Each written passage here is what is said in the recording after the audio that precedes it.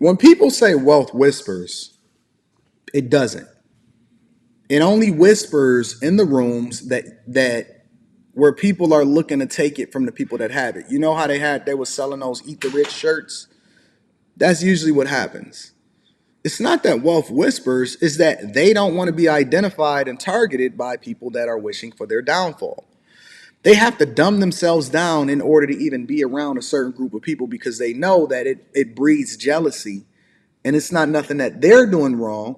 You will be demonized for your success. But let me also tell you something also, because we were having a conversation with a group of women, black women specifically, outside of the ice cream parlor where we went to go get our ice cream yesterday. And so we was chilling. It was a Sunday on Woodward. Anybody from Metro Detroit that ride down Woodward, it's like a cruise. Everybody bring out their nice cars. It's good energy and everything like that. And a black woman was trying to convince me that wealth was bad, capitalism was bad, how it is that we live in a society is going to crumble. Anybody that has anything, they're going to fail, and all of this other type of stuff, right? And so I engaged her because somebody noticed me and they said, hey, well, aren't you Anton from the internet? And then that's when her friend, the black woman, started engaging and we started having these debates and these conversations right there in front of the ice cream parlor. And I'm trying to help her to understand being being broke and in poverty is demonic. It's evil. It's absolutely positively evil. We had our people that came in and they cleaned today inside of the place. So they come every morning, every Monday, and they clean up. They do the bathrooms, they do the whole kitchen, they mop, they sweep, they puff up the couches, they do all of this other type of stuff.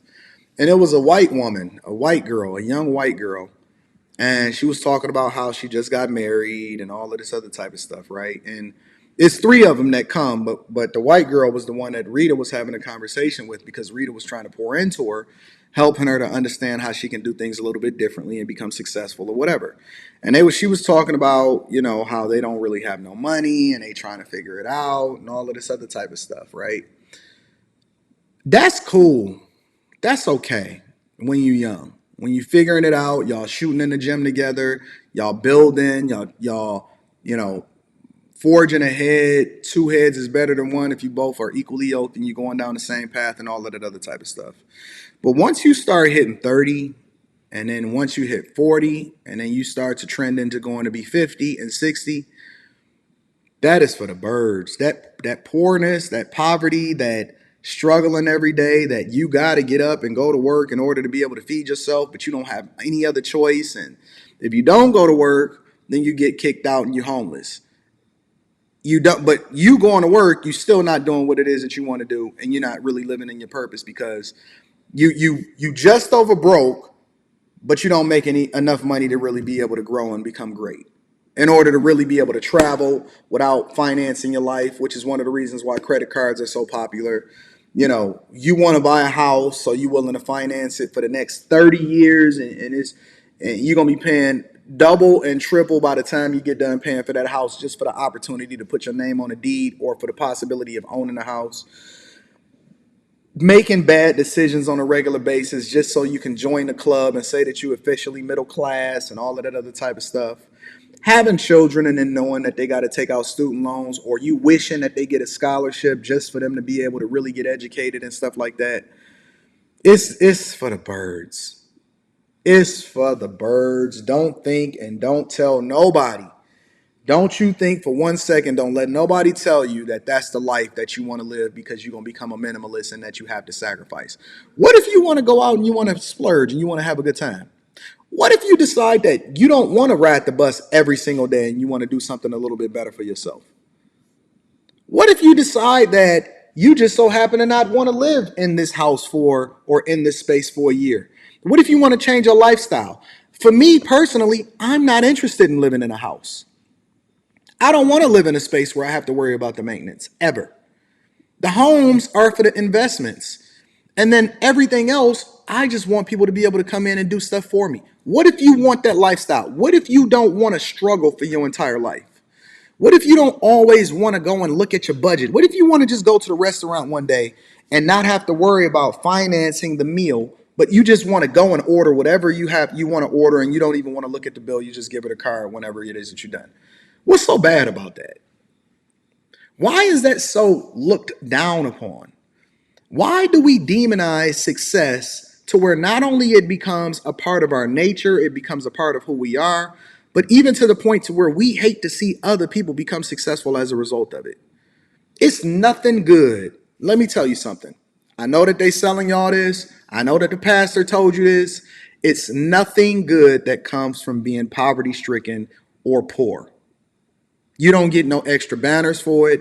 God is not going to give you another crown, another jewel in your crown if you get to heaven. You're not going to get an extra pavement of gold on the streets of gold when you're walking down the path of success inside of heaven and nothing like that. You're not going to get any more rewards from being poor. None. Now, the method that you then take in order to become successful, that's a completely different conversation. But please get this poverty-stricken mindset off of you. Shake that shit off. Real talk. You have a demon, a poverty demon that is on your back, and it is fucking gnashing on your neck. And you will not shake it off because the only thing that you care about is continuing to live in this demonic mindset, and you hate and you jealous and you envious. And when you jealous and you envious, I've never seen a person that is filled with hate, jealousy, and envy become successful. Never.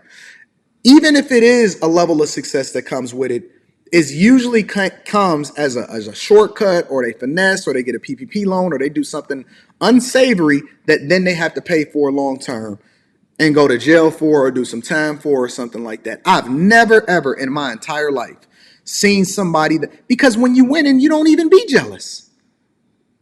When you win, when you in that good space, when you sitting courtside and you high-fiving with the players and they walking past you, you're not in no jealous mode. You're not looking at other people and saying, I can't believe he got it, because you got it too. And y'all trying to celebrate each other and having a phenomenal time as a result of it. You're not in that jealous space. You don't got that mindset. I've never seen people that hate other people, that call out other people for their success, become 10 times more successful as a result of it. Every single time I see them fail. Every time. I've never seen somebody that get mad at somebody else for having a blissful relationship have a blissful relationship. You are what you attract. Have y'all ever seen that person that when y'all go out with them, or they just a part of the friend group, or they're a part of somebody else's friend group, right? Or they may be a little brother or a little sister or another friend of a friend that's not even really a part of your friend group. But when y'all go out, you know they just going to be the negative Nancy. They going to be the one that complain about their food before the food even come out.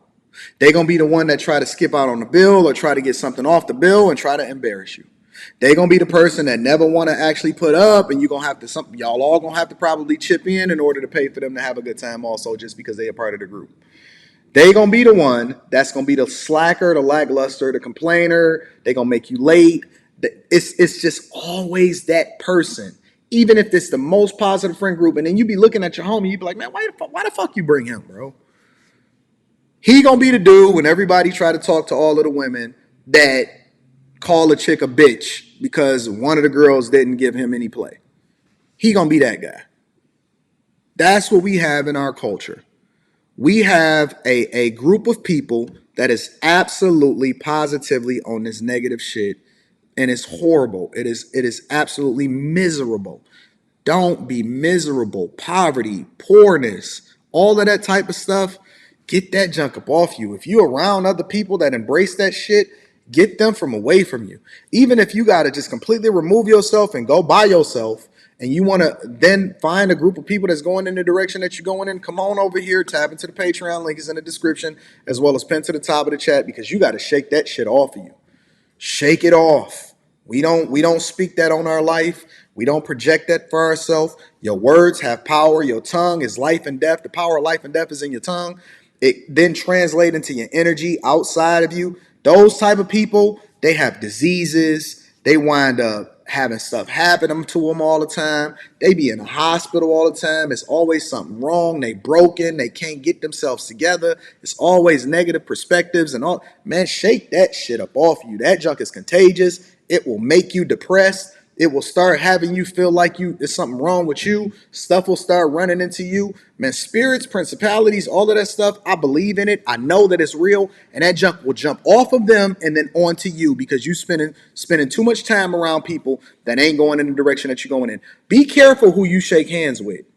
When you got to go out in public and you got to shake a lot of people's hands and you don't know who these people are, wash your hands frequently. Go to the restroom, wash your hands, dip out, and get that shit up off of you.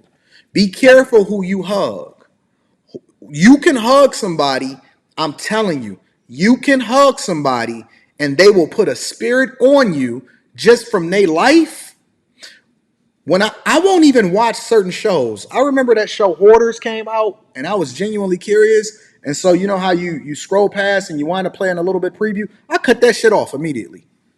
I can't watch Hoarders because I see the spirits and the demonic powers that come along with them carrying that shit on them. When people are walking around with problems and issues and trouble, and we talk about generational curses and stuff, that stuff gets passed on to other people and they don't know how to get it off of them.